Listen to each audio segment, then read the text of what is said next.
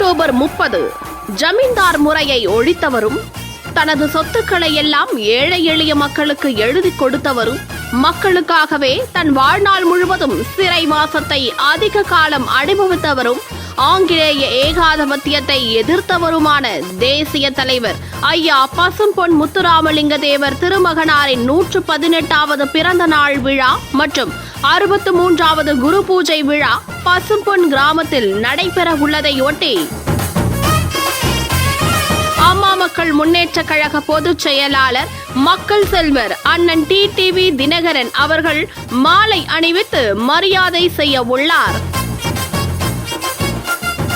இதில் மாநில கழக செயலாளர்கள் மற்றும் அனைத்து மாவட்ட கழக செயலாளர்கள் கலந்து கொள்ள இருக்கிறார்கள்.